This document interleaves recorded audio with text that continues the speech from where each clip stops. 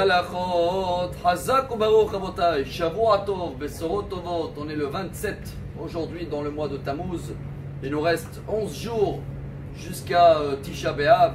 Si Dieu veut, ça dépend de nous, mais j'espère que cette année, plus que toutes les autres années, ça va devenir une journée de joie, comme nous promet les prophètes. Mes chers amis, on a le chiffre 11 dans la paracha. Elle Adevarim. Déjà, ceux-là qui, on va commencer la semaine avec des chiffres, qui aiment les chiffres. Hein. Elle est son valeur numérique 36. C'est la même valeur numérique du mot Echa. Je ne sais pas, en français ils disent lamentation, mais Echa en hébreu veut dire mais comment. Et on va retrouver ce mot non-stop. Echa, dans la paracha, mon cher Rabbeinu, il dit Echa, comment ça se fait, bravo, que je supporte tout seul tous ces plaintes. Comme ça, il dit Tochachem ou Masaechem verivechem. On va retrouver le mot Echa dans l'Haftara de cette semaine, le prophète Ishayahu. Il dit comment même le taureau et l'âne, il reconnaît qui c'est, il le donne à manger. Et vous, le peuple d'Israël, Ami Loïd Bonan, vous ne voyez pas que tout vient de Dieu. Et malheureusement, dans 11 jours, comme ça c'est marqué dans la paracha,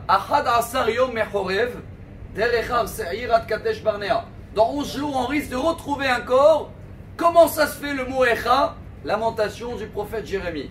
Il y a un lien entre ces trois-là, celui-là de Moshe, celui-là du prophète Ishayahu, Jésaïe je crois en français, et celui-là du prophète Jérémie. Mais dans les 2 minutes qui nous restent, on va essayer de tirer le premier lien et le message d'aujourd'hui. Il y a un Talmud Yerushalmi de Jérusalem, traité Bikurim, 3e chapitre, 3e verset. Là-bas, la Gemara elle dit que Moshe Rabbeinu, c'est marqué dans la Torah, Veibitu Acharav. Quand il rentrait dans la tente, il regardait le peuple d'Israël. La Gemara dit, est-ce qu'ils admiraient ou est-ce qu'ils critiquaient? Et la Gemara elle amène une première avis que j'espère, c'est là nous on aime bien, qu'ils admiraient, waouh, Moshe Rabbeinu, comment il arrive à gérer et tout. Admiration. Deuxième avis, voilà, malheureusement il faut l'écouter au début de la semaine. Critique de bon matin et tous les soirs, il y avait une équipe, ils étaient là, et Moshe Rabbeinu il se lève le matin. Ah, c'est un peu plus tôt qu'hier. Très bien, il a dû se bagarrer avec sa femme. Aussi, il se levait tard. Alors il disait entre eux comme ça dans le café, tiens regarde, hier il a dû boire un petit peu, et voilà pourquoi il s'est levé tard. Vous imaginez qu'il y avait une équipe comme ça à l'époque vis-à-vis de Moshe Rabbeinu? Ça veut dire quoi? Qu'aujourd'hui tout ce qui se passe, que ce sera dans le gouvernement et tout, il y a des gens toute la journée, ils critiquent. Mais vous avez une proposition? Vous voulez faire quelque chose? C'est ça Echa. Echa 36 on a vu, c'est quoi 36? C'est 2 fois Chai. Hein. Tant que c'est ta vie à toi Chai, très bien. Mais dès que tu commences à parler de la vie des autres, 2 fois Chai, là ça devient Echa, c'est pas bien. Qu'est-ce qu'on doit faire, chers amis, cette semaine? Eh bien, ne pas critiquer. On a une solution pour ce qui se passe? Non.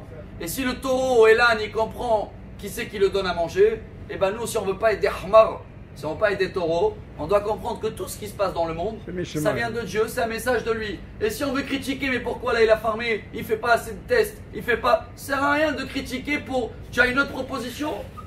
Tu es Premier ministre? Non. Alors qu'est-ce qu'on fait cette semaine? Eh bien on ne critique pas, par contre, on reconnaît que ça vient de Dieu, donc on fait un petit effort vis-à-vis de lui. Et comme ça, dans 11 jours, hein, ce sera à la fin, Achad Asar Yom Echorev, Ad Kadesh Barnea. Ça va devenir une Kedusha, une sainteté et une excellente semaine en bonne santé.